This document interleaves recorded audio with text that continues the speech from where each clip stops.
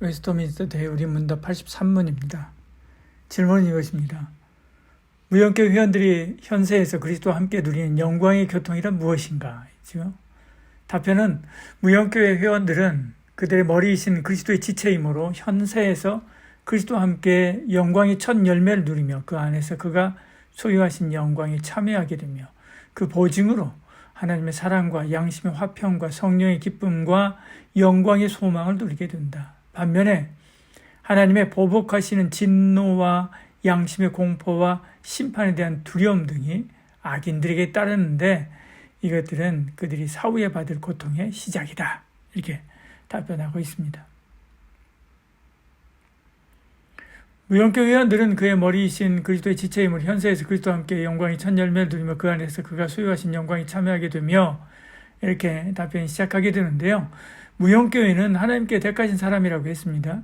그들이 예수님을 믿어서 하나님의 자녀가 되었을 때 그리스도와 하나가 되지요. 그래서 한 몸, 한 지체가 되는 것이지요. 마치 머리와 몸처럼 주님은 머리가 되시고 우리는 손과 발 같은 지체가 되어서 함께 하게 되는 것입니다. 에베소 1장 23절에요. 교회는 그의 몸이니 만물 안에서 만물을 충만케 하시는 이의 충만함이라 이렇게 말씀하고 있는 것을 보죠. 교회는 우리는 그의 몸입니다. 지체는 머리와 한 생명이지요. 생명 공동체입니다. 그래서 우리 손과 발은 머리 되신 주님처럼 영원히 살게 되지요. 지체는 또 머리의 뜻을 따라 살아야 됩니다. 머리의 지시를 받아 움직이는 사지백체처럼 머리 되신 주님의 뜻을 따라 살아야 되는 거죠. 만일 머리의 지시를 따르지 않는 그런 손과 발이 있다고 한다면 그건 아픈 거죠. 주의 뜻에 순종하지 않는 성도는 영적인 질병에 걸린 것과 마찬가지입니다. 또 지체는 머리를 위해서 삽니다. 지체가 다쳐도 살 수 있지만 머리가 깨지면 다 죽기 때문에 그렇지요. 위험이 닥치면 본능처럼 머리를 보호합니다. 머리 둘 곳을 위해 온몸의 지체가 힘써 일하지요. 지체는 또 머리와 함께 영광을 누리게 됩니다. 스타들이 무슨 종아리 보험, 허벅지 보험, 얼굴 보험 이런 보험 등을 아주 비싼 돈을 들여 든다라고 하는 말을 들었을 것입니다. 그 사람들이 스타이기 때문에 종아리와 허벅지와 머리와 얼굴이 귀하게 취급받는 거죠. 그리스도가 우리의 머리가 되시기 때문에 천국에서 영원토록 왕노릇할 수 있는 것입니다. 이것이 그리스도와 우리의 관계지요. 우리에게 예수님은 알파의 오메가입니다. 전부지요. 그러므로 늘 주를 섬기고 따르고 또 그분께 영광 돌려야만 하지요. 우리가 저 하늘에 가면 그리스도 영광에 참여하게 됩니다. 에베소 2장 5절 6절에요. 허물로 죽은 우리를 그리스도와 함께 살렸고 또 함께 일으키사 그리스도 예수 안에서 함께 하늘에 앉으시니 이렇게 말씀하죠. 그리스도와 함께 보좌에 앉아서 영원토록 왕노릇하는 겁니다. 그러나 아직은 아니죠. 아직 우리에게는 죄에 물든 본성이 있고요. 날마다 우리를 넘어뜨리는 세상 유혹 한가운데 있기 때문에 그렇습니다. 이 땅에 사는 우리는 완전한 그리스도의 영광을 누릴 수 없습니다. 그렇지만 조금은 맛보아할 수 있는 거죠. 그것을 영광의 첫 열매다라고 이렇게 말하는 것입니다. 이것은 천국에서 우리가 영원토록 누릴 수많은 열매의 시작에 사실은 불과한 것이지요. 답변은 이어서 이렇게 이야기합니다. 그 보증으로 하나님의 사랑과 양심의 화평과 성령의 기쁨과 영광의 소망을 누리게 된다라고 이야기하죠. 그 증거로 하나님의 사랑과 화평과 기쁨과 소망을 누리게 하는 것입니다. 우리 마음에 하나님의 사랑이 흘러들어오게 하십니다. 천지를 지으신 하나님이요. 아무것도 아닌 나를 사랑한다는 것만으로도 우리 영혼은 만족을 누리게 되는 거죠. 로마서 5장 5절에요. 소망이 우리를 부끄럽게 하지 아니하면 우리에게 주신 성령으로 말미암아 하나님의 사랑이 우리 마음에 부은받음이니 이렇게 말씀하지. 우리의 양심은 또한 평안을 누립니다. 이 평안은 세상이 주는 평안과 다르지요. 하나님과 화평을 누림으로 얻은 평안이기 때문에 그렇습니다. 로마서 5장 1절에 우리가 믿음으로 의롭다함을 받았으니 우리 주 예수 그리스도로 말미암아 하나님과 화평을 누리자 이렇게 말씀하죠. 세상의 평안은 그래서 조건과 환경에 따라서 들쭉날쭉하지만 주님의 평안은 한결같습니다. 전쟁터에서 느끼고 죽음의 자리에서 느낄 수 있는 것이죠. 성령의 기쁨은 말로 다 할 수 없지요. 로마서 14장 17절에요.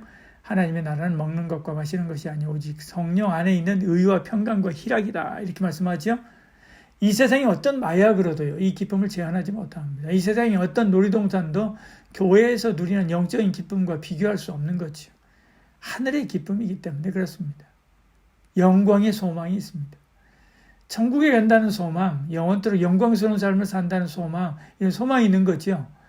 영광의 소망이 현재 우리가 당한 어떤 고난도 이겨내게 하는 힘이 또 되기도 합니다. 이와는 비교할 수 없는 영광이, 우리가 당한 이 고난과 비교할 수 없는 영광이 저 하늘에 있다는 확실한 소망이 있기 때문에 그런 것입니다.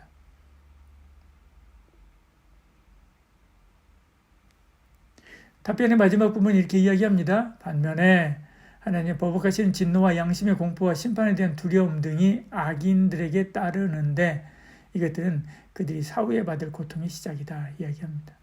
악인에 대해서 말합니다. 성도가 이 땅에서 영광의 첫 열매를 누리듯이요, 악인도 이 땅에서 지옥의 첫 열매를 누리는 것입니다.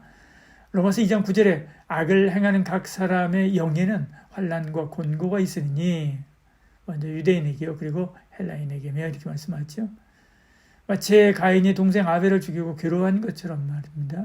악인들은 지금 여기서 하나님의 심판과 형벌을 맛보면서 두려워하는 것이지요. 그러나 사실 그것은요, 맛보기에 불과합니다. 죽은 후에 갈 지옥은요, 여기서 괴로움과는 상대할 수 없을 만큼 크고 고통스러운 삶이지요. 마지막으로 무형교회 성도는 항상 이 땅에서 하늘의 영광을 맛보는가? 다 항상 그렇게 항상 맛봐야만 하는가? 그렇지는 않습니다. 의심과 유혹과 사단의 공격, 그 외 여러 가지의 일들로 영광을 미리 맛보아 즐거워하는 정도가 다른 거지요. 어떤 때는 분명하지만 어떤 때는 희미합니다. 스스로 신앙과 천국 소망을 의심하기도 하는 거지요. 그러니까 영적인 긴장을 놓치지 않고 늘 주를 따르는 것이 굉장히 중요합니다. 그렇다고 해서 한 번 택한 주의 백성이 버려지는 경우는 없습니다. 주님이 버리지 않고 떠나지 않겠다고 분명하게 성경에서 말씀했기 때문에 그렇습니다. 오늘 우리가 이 땅에서 누릴 천국에 대해서 함께 나누었습니다.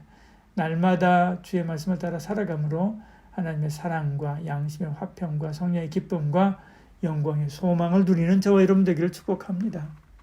기도하겠습니다. 사랑이 많으신 우리 하나님, 우리 가운데 함께 하시고 은혜 베풀어 주시사 우리가 가서 맛볼 저 천국의 영광을 이 땅에서도 맛보게 하시니 감사합니다. 우리가 이 땅에서 맛보는 저 천국의 영광, 정말 천국에 우리가서 누릴 영광과 비교하면 아무것도 아닙니다. 그럼에도 불구하고 이 기쁨과 이 평안, 이 사랑, 넘치는 이 사랑, 이것이, 그리고 천국에 대한 확실한 영광의 소망이 우리 마음속에 충만해서 우리의 삶을, 우리 영혼을 윤택하게 합니다. 늘 영적인 긴장을 놓치지 않고 주 바라보고 의지함으로 이 땅에서 누리는 영광의 첫 열매들을 풍성하게 누리는 저희들 되게 하여 주시옵소서. 예수님 이름으로 기도합니다. 아멘.